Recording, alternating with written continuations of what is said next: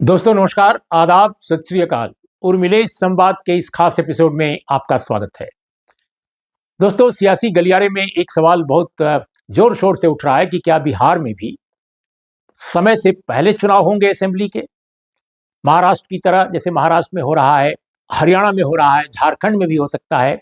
तो इन तीन राज्यों के साथ क्या बिहार में भी समय से पहले यानी मिड टर्म पोल हो जाएगा? क्योंकि महाराष्ट्र वगैरह तो अपने समय पे करा रहे हैं। ये सवाल इसलिए उठ रहा है क्योंकि जो राष्ट्रीय जनतांत्रिक गठबंधन है, एनडीए, इसके जो घटक हैं, लोकसभा के चुनाव में बिहार में जो उनको थोड़ी कामयाबी मिली है, अपेक्षा के अनुसार मिली है, बल्कि वो समझ रहे थे कि उनकी जीत होगी, लेकिन जो विपक्ष था वो बहुत तेजी से काम कर रहा था लोकसभा चुनाव में। उनकी जो रैलियां थी, उन रैलियों में बहुत भीड़ आ रही थी, तो अंदाज ये भी लग रहा था कि बराबरी की टक्कर होगी। लेकिन बराबरी की टक्कर न होकर बल्कि एनडीए को बढ़त मिली है, इसमें कोई दो राय नहीं है। तो ऐसी स्थिति में माना यह जा रहा है कि एनडीए के जो घटक हैं, खासकर बीजेपी और जेडीयू, दोनों उत्साहित हैं लोकसभा चुनाव के नतीजे से, और वो इसको एक बेहतर मौका देख रहे हैं कि आरजेडी की अगुवाई वाला जो इंडिया अलायंस है, खासकर बिहार में महागठबंधन उसको वहां कहते हैं, वो अभी थोड़ा सा धक्का खाया हुआ है। तो ऐसे ही धक्का खाए हुए गठबंधन को अभी आराम न करने दिया जाए, तैयारी न करने दी जाए, उसके पहले ही चुनाव की घंटी बजा दी जाए। तो एक ये अटकल लगाई जा रही है। दूसरी बात कही जा रही है कि साहब, अगर हम समय पर चुनाव कराएंगे तो हो सकता है तब समीकरण बदल जाएं। इसके अलावा एक और बात है कि कहीं ना कहीं बीजेपी और जेडीयू में एक दूसरे को लेकर शंका भी रहती है कि कब कौन क्या कर दे। और ऐसी स्थिति में बीजेपी के नेताओं का, आप याद है आपको बयान, अभी हाल में बीजेपी के नेताओं ने लोकसभा चुनाव के बाद बयान दिया था कि अगला जो चुनाव विधानसभा का होगा बिहार में, उसकी अगुवाई भी नीतीश कुमार जी ही करेंगे, यानी नीतीश जी के चेहरे को सामने रखकर हम असेंबली में लड़ेंगे चुनाव। तो ये कुल मिलाकर नीतीश कुमार जी को खुश करने के लिए या उनको कॉन्फिडेंस में रखने के लिए कि भाई आपकी सत्ता को हम कहीं भी कमजोर नहीं करेंगे, आप सत्ता पर बरकरार रहेंगे, ये सारे एश्योरेंस के साथ बीजेपी के स्थानीय नेता, जो क्षेत्रीय नेता हैं, वो बयान उन्होंने दिया। हो सकता है कि केंद्र से भी इसी तरह की बात नीतीश कुमार जी को कही गई हो कि भाई ये मौका बेहतर है। तो इसलिए पूरी तरह ये अटकल नहीं है, पूरी तरह ये कयास नहीं है। जिस तरह की प्रशासनिक जो तैयारियां चल रही हैं बिहार में, जेडीयू और बीजेपी के विधायक दलों को काफी चुस्त किया जा रहा है, तो इससे भी लगता है कि कहीं ना कहीं बिहार में चुनाव कराने की एक मंशा है। हो सकता है कि इस बीच में मंशा पलट जाए कि भाई नहीं, समय पे कराएं, लेकिन अभी अपॉर्चुन मोमेंट वो मान रहे हैं कि इस समय चुनाव कराना बेहतर होगा, अक्टूबर नवंबर तक। तो अब सवाल इस बात का है कि क्या इससे वाकई नीतीश कुमार जी को फायदा होगा? जो दोस्तों बिहार की राजनीति को समझने वाले लोग हैं, उनमें कुछ लोगों से मेरी बातचीत हुई, और ये जेडीयू बीजेपी को कवर करने वाले पत्रकार भी हैं जो लगातार वहां कवर करते हैं। इन लोगों का कहना है कि नीतीश कुमार जी आज तक ये भूले नहीं है कि 2020 के असेंबली इलेक्शन में उनको 43 सीट केवल आई थी, और सबसे बड़ा जो दल के रूप में उभरा था वो आरजेडी, राष्ट्रीय जनता दल, जो विपक्ष का है। और उस वक्त भी बीजेपी और जेडीयू का गठबंधन था जब चुनाव लड़ा गया। आरजेडी को 75 सीटें मिली और बीजेपी को 74 सीटें मिली, यानी विपक्ष जो है वो सिंगल लार्जेस्ट पार्टी था।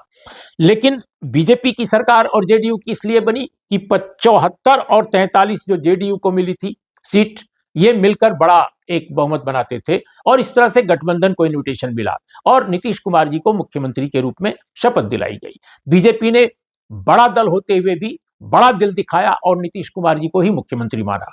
तो लेकिन नीतीश कुमार जी के दिमाग में हमेशा रहा है कि उनको एलजेपी के जरिए, यानी जो अभी चिराग पासवान है, जो 5 में 5 जीते हैं, 5 लोकसभा की सीटें थी उनको दी गई, पांचों वो जीत लिए, बहुत अच्छा उनका परफॉर्मेंस रहा।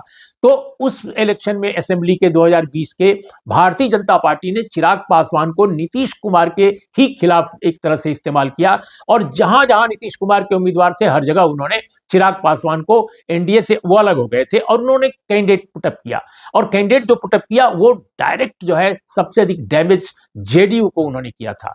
तो जेडीयू की सीटें कम हो गई, लेकिन बीजेपी की सीटें कम नहीं हुई। आमतौर पे बीजेपी के खिलाफ जो चिराग पासवान के उम्मीदवार थे उतने परेशान करने वाले शायद नहीं थे, उतनी कठिनाई पैदा करने वाले नहीं थे, तो उतना घाटा उनको नहीं हुआ।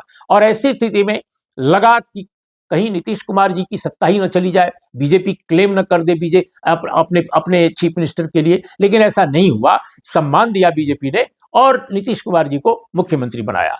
अब इस बार की स्थिति यह है कि नीतीश कुमार जी के जो क्लोज लोग हैं, ऐसा लगता है कि उनके दिमाग में ये बात बन रही है कि नीतीश कुमार जी सत्ता में बने रहें और इसके लिए जरूरी है कि चुनाव पहले हो जाए। हम अगर केंद्र में नरेंद्र मोदी जी की सरकार को जो अल्पमत में है, मतलब उनको बहुमत नहीं मिला है, अगर जेडीयू उनको समर्थन दे रहा है जैसे टीडीपी दे रहा है, तो इसका हम भरपूर फायदा अभी वसूल कर लें, क्योंकि भविष्य में न जाने क्या हो। जब मोदी जी की सत्ता पूरी फंक्शनल हो जाएगी, ठीक से लाइन पर सब कुछ आ जाएगा, राजनीतिक समीकरण भी बिठा लेंगे, बहुत सारी चीजें कर लेंगे, तो उसके पहले ही क्यों ना हम लोग चुनाव में अब बिहार को ले जाएं, जिससे कि कोई स्थिति ऐसी ना हो कि आपस में अंडरस्टैंडिंग जो बरकरार है वो डिसरप्ट हो जाए। तो इसलिए माना जा रहा है कि जेडीयू अगर सत्ता की अगुवाई करेगा, बीजेपी ये बात मान रहा है, आज मान रही है, आगे वो माने न माने कौन जाने, तो ये बेहतर मौका है। और इसीलिए नीतीश कुमार जी के जो स्ट्रेटजिस्ट हैं, जो उनके रणनीतिकार हैं, वो भी मान रहे हैं कि ये बेहतर समय है, बीजेपी भी मान रही है।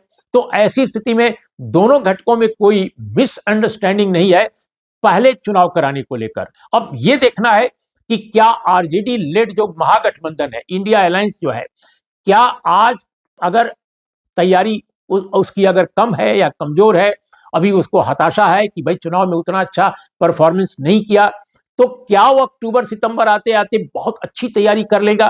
कहीं ऐसा ना कि जनता उसी को असेंबली में वोट दे दे, क्योंकि केंद्र में और राज्य में जो वोट का पैटर्न होता है कई राज्यों में बिल्कुल अलग अलग होता है। तो ऐसी स्थिति में सारी चीजों को मुझे लगता है कि सारे समीकरणों को पढ़ना होगा, समझना होगा, और इसी के बाद बिहार में जो मौजूदा सत्ताधारी हैं वो कोई फैसला करेंगे। लेकिन एक बात तो जरूर है कि जिस तरह तेजस्वी यादव को लोकसभा चुनाव के प्रचार के दौरान उनके अस्वस्थ होने के बावजूद उनको कमर में काफी दर्द था, इसके बावजूद उनकी रैलियों में जितनी भीड़ उमड़ी, भले ही वो सीटों में कन्वर्ट ना हो पाई वो चीजें, लेकिन जितनी उनकी रैलियों में भीड़ हुई, जितनी उत्सुकता उनको लेकर हुई, परफॉर्मेंस वाइज भी अगर देखा जाए तो लोकसभा के पिछले चुनाव के मुकाबले तो बेहतर ही है। पिछले चुनाव में तो उनको एक सीट भी नहीं मिली थी, इसमें 4 सीट मिली है। हालांकि ये 4 सीट नाकाफी है, वो इससे ज्यादा एक्सपेक्ट कर रहे थे, और जो ऑब्जर्वर भी हैं वो भी मानते थे, जो पॉलिटिकल ऑब्जर्वर, की शायद बेहतर सीटें मिलेंगी, लेकिन नहीं मिली। तो ऐसे में देखना यह होगा कि क्या आरजेडी इस टाइम में, इतने कम समय में अपनी तैयारी बेहतर कर लेती है। अगर कर लेती है तो यह मुकाबला बहुत कड़ा होगा, और हो सकता है कि चूंकि एक यंग एनर्जेटिक डायनेमिक लीडरशिप है आरजेडी के पास, इसके बाद उसके पास सीपीआईएमएल है, उसके पास कांग्रेस पार्टी है, नए ढंग की कांग्रेस पार्टी, जिसको एक तरह से मार्गदर्शन कांग्रेस के बड़े स्टार कैंपेनर राहुल गांधी दे रहे हैं। सामाजिक न्याय से लेकर तमाम मुद्दों पर उनके पास ठोस एजेंडा है। तो यह भी हो सकता है कि जो कैलकुलेशन बीजेपी और जेडीयू का है वो पलट जाए और वो वेट करें। और लेकिन आज की तारीख में ये माना जा रहा है कि जेडीयू और बीजेपी शायद 2025 से पहले चुनाव कराने की बात बिहार में सोच सकते हैं। और आप देखिए कि इस वक्त उनको, आप जानते हैं 2024 के लोकसभा चुनाव में दोनों पार्टियों को 12-12 सीटें मिली थी। आरजेडी को 4 मिली थी, कांग्रेस को 3 मिली थी, एमएल को 2 मिली थी, और जीतन राम मांझी को 1 सीट थी। तो इन चीजों को देखते हुए, इस इक्वेशन को देखते हुए, हो सकता है, बहुत संभव है कि अगर नीतीश कुमार जी ये सोचते हैं और उनके जो सलाहकार हैं वो भी उनको यही सलाह देते हैं, तो कोई अचरज नहीं कि बिहार में भी महाराष्ट्र के साथ और हरियाणा के साथ, झारखंड के साथ चुनाव एक साथ संपन्न हो जाएं। इससे शायद केंद्र में बैठे जो लोग हैं, जो पूरे देश में चुनाव एक साथ कराना चाहते हैं, उनको भी प्रक्रिया को आगे बढ़ाने का मौका मिले। हालांकि इसका भारी विरोध किया जा रहा है, और कई ऐसे राज्य हैं, खासकर साउथ के, इसको सिरे से इस परिकल्पना को खारिज कर रहे हैं, इस धारणा को पूरी तरह इसको रिजेक्ट कर रहे हैं। कॉन्स्टिट्यूशनल एक्सपर्ट भी मानते हैं कि एक राष्ट्र एक चुनाव संभव नहीं है, लेकिन बीजेपी हर कदम जो उठाती है कुछ न कुछ सोच कर उठाती है। तो देखना होगा कि चुनाव बिहार का कब होता है, ये जरूर है कि मिड टर्म पोल की, समय से पहले पोल की पूरी संभावना बरकरार है। तो आज इतना ही दोस्तों, नमस्कार, आदाब, सत श्री अकाल।